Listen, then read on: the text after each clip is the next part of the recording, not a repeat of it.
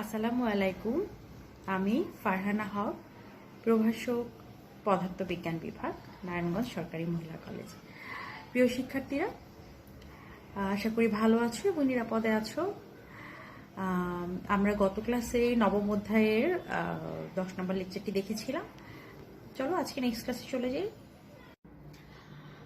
আজকে দেখব পরমাণু মডেল ও নিউক্লিয়ার পদার্থবিজ্ঞানের লেকচার 11।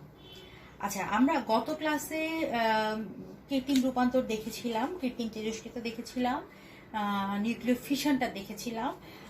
তোমাদেরকে মনে আছে নিউক্লিয় ফিশনটা কি? তোমরা কি বাসায় একটু পড়াশোনা করেছো? নিউক্লিয় ফিশনটা কি ছিল? নিউক্লিয় ফিশনটা কিন্তু খুব ইম্পর্টেন্ট একটা টপিক।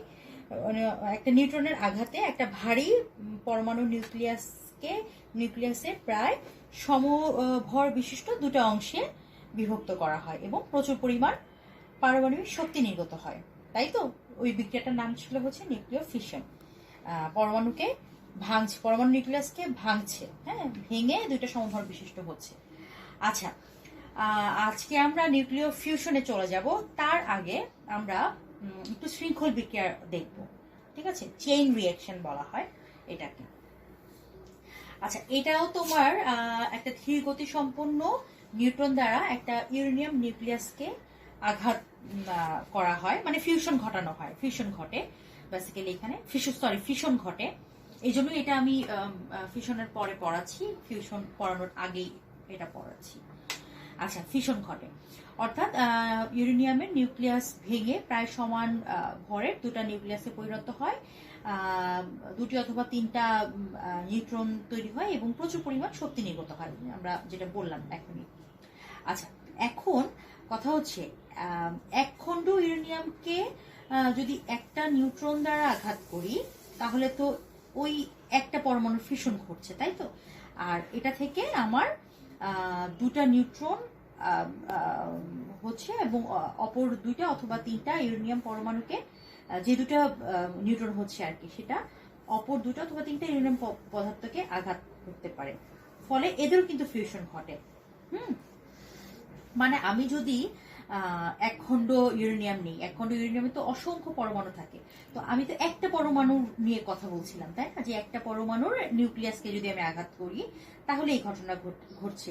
তাহলে ওই যে ঘটার পরে তো দুইটা তিনটা নিউট্রন বের হয়েছিল, তাই না? ওই দুইটা তিনটা নিউট্রন কিন্তু বাকি যে পরমাণুগুলো থাকে তাদেরকে কিন্তু আবার আঘাত করে, তাদেরও কিন্তু ফিউশন ঘটে। এভাবে কিন্তু প্রত্যেকটা থেকে পুনরায় দুটা অথবা তিনটা নিউট্রন নির্গত হয় এবং এগুলো আরো পরমাণুকে আঘাত করে আরো ফিউশন ঘটাতে থাকে। এভাবে কিন্তু ইউরেনিয়াম খণ্ডের সব পরমাণুগুলোরই, মানে যতক্ষণ পর্যন্ত তোমার ফিউশন মানে না ঘটা পর্যন্ত, মানে শেষ না হওয়া পর্যন্ত ওই খণ্ডটা, ততক্ষণ পর্যন্ত এই ধারাবাহিকভাবে এই প্রক্রিয়াটা চলতেই থাকে এবং অতি অল্প সময়ের মধ্যেই কিন্তু তোমার সব পরমাণু ফিউশন ঘটে যায়। অর্থাৎ ইউরেনিয়ামের একটি পরমাণুকে নিউট্রন দ্বারা আঘাত করে একবার ফিউশন যদি তুমি শুরু করে দাও তাহলে তা ধারাবাহিকভাবেই চলতে থাকবে। একে হচ্ছে তোমার শৃঙ্খল বিক্রিয়া বলা হয়, ঠিক আছে? সুতরাং একটা শৃঙ্খল বিক্রিয়া হচ্ছে এমন একটি ধারাবাহিক প্রক্রিয়া যা একবার শুরু করে দেয়া হলে তা চালিয়ে নিতে হলে বাইরে থেকে আর কোনো শক্তির প্রয়োজন হয় না, এবং প্রতিটা মানে পরমাণুর ফিশনে নির্গত শক্তির পরিমাণ কিন্তু প্রায় ওই যে 200 মেগা ইলেকট্রন ভোল্ট বলেছিলাম সেরকমই। আচ্ছা, একটু যদি তোমাদেরকে একটু ফিগার এঁকে দেখাই, দেখো তো। ধরলাম এই যে এই অংশটুকু, এটা একটা ইউরেনিয়াম পরমাণু, মানে বেশ কিছু খণ্ড আছে, তার থেকে আমি একটা পরমাণু দেখাচ্ছি, ঠিক আছে? এটাকে আমি একটা ছোট্ট নিউট্রন দ্বারা আঘাত করলাম। এটা ধরলাম নিউট্রন, এই ছোট অংশটা। আচ্ছা, কি ঘটবে? আমার দুটা অস্থায়ী হয়তো আইসোটোপ তৈরি হচ্ছে, তাই তো, যেগুলাকে আমরা ফিশন ভগ্নাংশ বলি। ধরলাম প্রায় সমভর বিশিষ্ট, যেটা আমরা ফিশনে পড়ছিলাম। আর কি হবে? দুইটা অথবা তিনটা নিউট্রন নির্গত হচ্ছে। এখানে আমি একটা নিউট্রন দেখালাম আর এখানে দেখালাম তোমার আরেকটা নিউট্রন, ঠিক আছে? দুটা নিউট্রন দেখালাম আর কি, দুটা নিউট্রন তৈরি হচ্ছে। আচ্ছা, এটা একটু এই পাশে আঁকি, তাহলে আমার ভিতরের দিকে আঁকছি। এখানে একটা নিউট্রন হলো, এখানে একটা নিউট্রন হলো, এখান থেকে ধরলাম দুটো নিউট্রন বের হয়েছে। এই একটা নিউট্রন থেকে দুটো পরমাণু আর দুটো নিউট্রন বের হলো। এখন কি হবে, এই যে এটা তো ইউরেনিয়ামের একটা পরমাণু, হ্যাঁ, এই ইউরেনিয়ামের একটা পরমাণু তোমার থেকে দুটা যে নিউট্রন বের হয়েছে, সেগুলো আরো যেসব পরমাণু আছে নিউট্রনের, আরেকটা পরমাণুকে আঘাত করলো এই নিউট্রনটা, এটাও সেম আরেকটা পরমাণুকে আঘাত করবে। তাহলে ঘটনা কি ঘটবে, সেই একই ঘটনা। এই যে এখান থেকে আবার তোমার একটা ফিশন ভগ্নাংশ বের হলো, একটা নিউট্রন বের হলো, আবার এখান থেকেও একটা ফিশন ভগ্নাংশ বের হলো, একটা নিউট্রন বের হলো, তাই তো? তাহলে তোমার সরি, এখান থেকে এই একটা থেকে কিন্তু দেখো দুটা বের হয়েছে, মানে এটা একটা বের হচ্ছে, এটা একটা বের হয়েছে, মানে টোটাল দুইটা, আর দুটা নিউট্রন আর দুটা ফিশন ভগ্নাংশ। তাহলে এটা থেকেও সেম হবে, এখান থেকে কিন্তু আরেকটা হবে, একটা ফিশন ভগ্নাংশ আর একটা নিউট্রন, আবার এখান থেকেও একটা নিউট্রন আর একটা ফিশন ভগ্নাংশ। দেখো তাহলে এটা থেকেই চারটা হচ্ছে, এটা থেকে চারটা, মানে এইখান থেকেই এতগুলো বের হচ্ছে। আবার যখন এটা আরেকটাকে আঘাত করবে, বা এটা আরেকটাকে আঘাত করবে, এটা আরেকটাকে আঘাত করবে, এই নিউট্রনটা আরেকটা, এভাবে কিন্তু এটা চলতেই থাকবে। এখানে আর আমি দেখাচ্ছি না, মানে জিনিসটা হচ্ছে একবার তুমি এটাকে দিয়ে আঘাত করেছো ইউরেনিয়ামকে, সেখান থেকে এই ঘটনাটা ঘটতেই থাকবে যতক্ষণ পর্যন্ত আমার ফিশন প্রক্রিয়াটা শেষ না হয়। ঠিক আছে, ততক্ষণ পর্যন্তই, সরি, ইউরেনিয়ামের পরমাণু থেকে যাবে, ততক্ষণ পর্যন্তই এই ফিশন প্রক্রিয়াটা চলতে থাকবে। বাইরে থেকে কিন্তু আমি আর কিছু করছি না এই বিক্রিয়াটা চালানোর জন্য। এটাকে বলা হচ্ছে তোমার শৃঙ্খল বিক্রিয়া। আর প্রত্যেকবারই কিন্তু আমার, এখানে আমি দেখাইনি, কিন্তু প্রত্যেকবারই কিন্তু আমার এখানে যখন করেছিলাম তখন 200 মেগা ইলেকট্রন ভোল্ট তৈরি হয়েছিল, এখানেও 200 মেগা ইলেকট্রন ভোল্ট, এখানেও 200, প্রতিবারে তৈরি হচ্ছে বিপুল পরিমাণ শক্তি। আচ্ছা, তাই শৃঙ্খল বিক্রিয়ায় অতি অল্প সময়ের মধ্যে সব পরমাণুর ফিশন ঘটে যায় বলে এটা প্রচুর পরিমাণ শক্তি নির্গত হয়। এটাই হচ্ছে তোমার পারমাণবিক শক্তি। এই শৃঙ্খল বিক্রিয়া ব্যবহার করে কিন্তু আমার অ্যাটম বোমা যেটা বলা হয়, পরমাণু বোমা, পারমাণবিক চুল্লি, এগুলো কিন্তু তৈরি হয়েছে। হ্যাঁ, তবে পারমাণবিক বোমায় শৃঙ্খল বিক্রিয়াকে নিয়ন্ত্রণ না করে অতি অল্প সময়ের মধ্যে ঘটতে দেওয়া হয় বলে হঠাৎ বিস্ফোরণ ঘটে। আমরা কিন্তু এটাকে নিয়ন্ত্রণ করি না।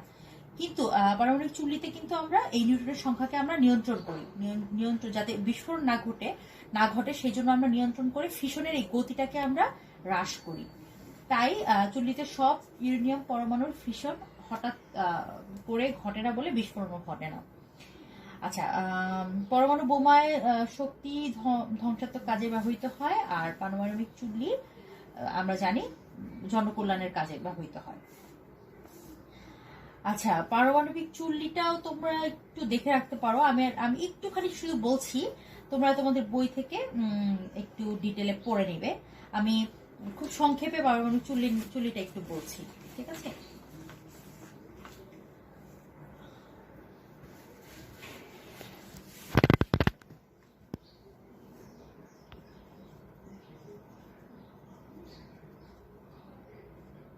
তোমরা বুঝতেই পারছো যে পারমাণবিক চুল্লিটা আসলে কি হয়, এটা একটা নিউক্লিয় ফিশনের এক্সাম্পল, তাই তো? মানে এর ভিতরে নিউক্লিয় ফিশন ঘটানো হয়, তার মানে এখানে অবশ্যই ইউরেনিয়াম থাকবে।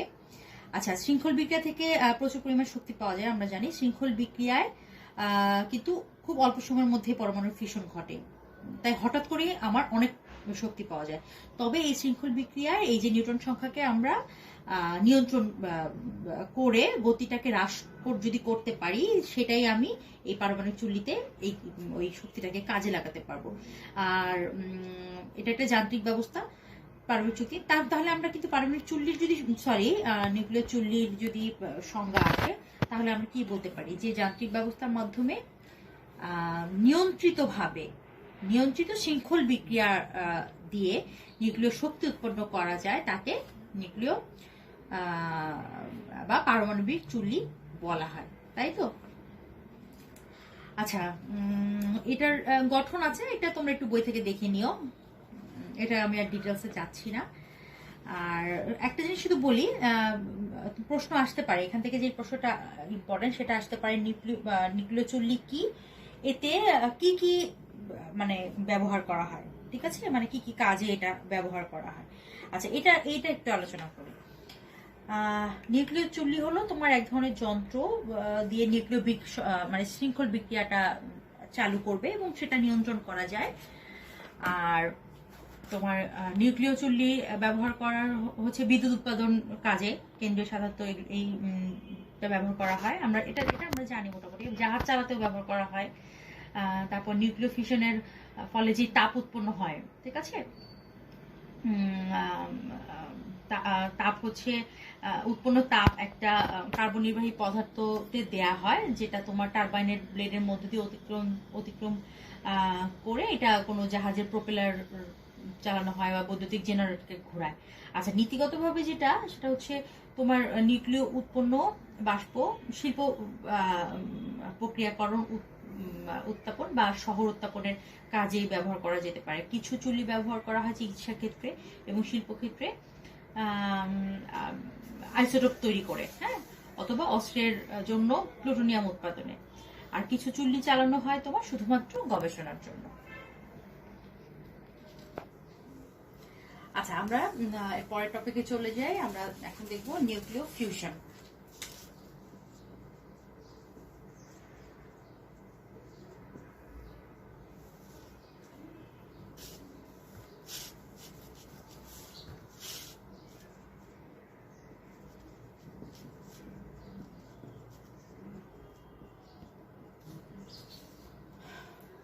ফিশনে আমরা ভেঙেছিলাম, আর ফিউশনে আমরা যুক্ত করব, মানে নিউক্লিয়াস গঠন করব। আচ্ছা, কি হতে পারে তাহলে? অতি দ্রুত গতিসম্পন্ন দুটা হালকা নিউক্লিয়াসের মধ্যে সংঘর্ষ ঘটালে এরা পরস্পরের সাথে যুক্ত হয়ে একটি নিউক্লিয়াস গঠন করে, এটাকে হচ্ছে ফিউশন বলে, নিউক্লিয় ফিউশন বলে। আর নিউক্লিয়াস ফিশনে আবারও বলছি, আমি একটা নিউক্লিয়াসকে আমি ভেঙেছি, নিউট্রন দ্বারা আঘাত করে সমভর বিশিষ্ট দুইটা নিউক্লিয়াস তৈরি করেছি। আর এখানে দুইটা ছোট ছোট নিউক্লিয়াস বা হালকা নিউক্লিয়াস মধ্যে সংঘর্ষ ঘটিয়ে একটি বড় নিউক্লিয়াস গঠন করেছি। এই প্রক্রিয়াকে বলা হয় ফিউশন। ফিউশন প্রক্রিয়া ফিশনের মতো প্রচন্ড পারমাণবিক শক্তি নির্গত হয়। যখন দুটি হালকা নিউক্লিয়াসের মধ্যে ফিউশন ঘটে তখন উৎপন্ন নিউক্লিয়াসের ভর ফিউশনে অংশগ্রহণকারী নিউক্লিয়াস দ্বয়ের মোট ভরের অপেক্ষা কিছুটা কম হয়, ঠিক আছে। অর্থাৎ ফিউশন প্রক্রিয়ায় কিছু ভর আসলে ধ্বংস হচ্ছে। আইনস্টাইনের সেই E=mc² অনুসারে এই ভর শক্তিতে রূপান্তরিত, এটা আমরা আগে পড়েছিলাম, ভর প্রকৃতিতে পড়েছিলাম। এই সূত্র অনুসারে কিছুটা ভর শক্তিতে রূপান্তরিত হচ্ছে। যেমন তোমার অক্সিজেনকে, যদি অক্সিজেনের দুটা নিউক্লিয়াস, ছোট ছোট নিউক্লিয়াসের মধ্যে যদি ফিউশন ঘটে তাহলে আমার সালফার নিউক্লিয়াসটা উৎপন্ন হয়। অক্সিজেন হচ্ছে 16, 8, আরেকটা নিলাম হচ্ছে আমার সালফার, এটা উৎপন্ন হবে, ঠিক আছে। এখন এই একটা অক্সিজেন নিউক্লিয়াসের ভর হচ্ছে তোমার 16, আর সালফার নিউক্লিয়াসের ভর হচ্ছে 32। সুতরাং এই 32 না, মানে সালফার নিউক্লিয়াসের ভর হচ্ছে তোমার 31.998, ঠিক আছে। এটাকে 32 এখানে লিখেছি, এটা হচ্ছে 31.98। কিছুটা ভর সে আসলে হারায়, হারানো ভর থাকে তোমার, যদি মাইনাস করো তাহলে 0.018 এর মতো থাকে। এই শক্তি, এই মানে যে ভরটা তোমার ধ্বংস হলো সেটাই তোমার শক্তি উৎপন্ন করে প্রায় 18 মেগা ইলেকট্রন ভোল্ট। আচ্ছা, এটা একটা পর্যায় সারণীতে তোমার দেয়া আছে কোনটা থেকে কত শক্তি নির্গত হচ্ছে, এটা দ্বারা আমরা না গেলাম। আচ্ছা, আরেকটা জিনিস বলি, সেটা হচ্ছে তোমার অত্যাধিক তাপমাত্রায় পরমাণু পদার্থসমূহ কিন্তু প্লাজমা অবস্থায় থাকে। এই অবস্থায় পরমাণু ইলেকট্রনগুলো নিউক্লিয়াস থেকে বিচ্ছিন্ন হয় এবং প্রচন্ড গতিতে ছোটাছুটি করতে থাকে। এই সময় তোমার হালকা পরমাণু নিউক্লিয়াসের মধ্যে ফিউশন ঘটে থাকে, হ্যাঁ, ঘটে ভারী পরমাণুর সৃষ্টি করে এবং প্রচন্ড তাপশক্তি নির্গত হয়। একে তোমার তাপ নিউক্লিয় বিক্রিয়া বলা হয়। আচ্ছা, এটা একটা সংজ্ঞা আসতে পারে যে তাপ নিউক্লিয় বিক্রিয়া কাকে বলা হয়। ঠিক আছে, এখানে লিখি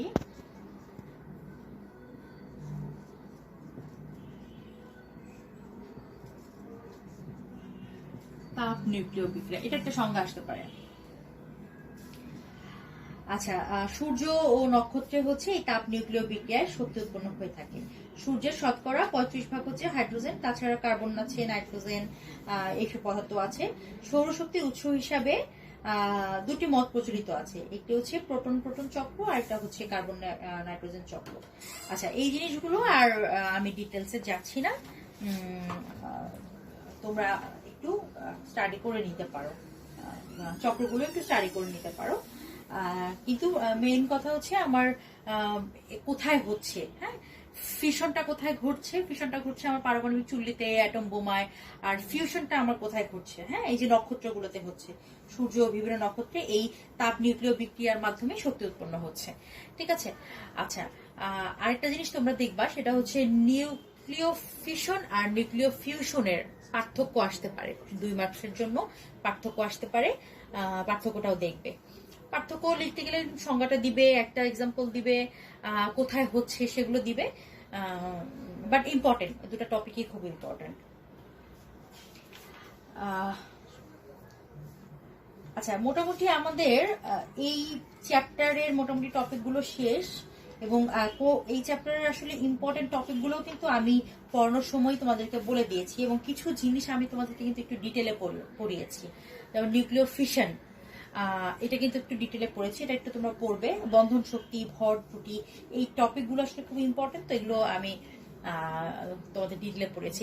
তোমরা এখান থেকে যে শুধু সৃজনশীল আসতে পারে বিষয়টা তা না, তুমি তোমার এই কনসেপ্টটা তোমার হয়তো অন্য একটা সৃজনশীল আসলো, কিন্তু ওই সৃজনশীলে তোমার এই কনসেপ্টটা কাজে লাগতে পারে। এই জন্য মানে এই টপিকগুলো আসলে বাদ দিবে না, এই টপিকগুলো ধারণা নিয়ে যাবে। আচ্ছা, আমাদের মোটামুটি এই চ্যাপ্টারটা শেষ। আমরা নেক্সট ক্লাসে কিছু চেষ্টা করব, কিছু সৃজনশীল যদি আলোচনা করা যায় বোর্ডের, আমরা কিছু সৃজনশীল নিয়ে আলোচনা করব। তো আজকে এখানেই শেষ করছি। ভালো থাকো তোমরা, নেক্সট ক্লাস দেখার আমন্ত্রণ রইল। ধন্যবাদ সবাইকে।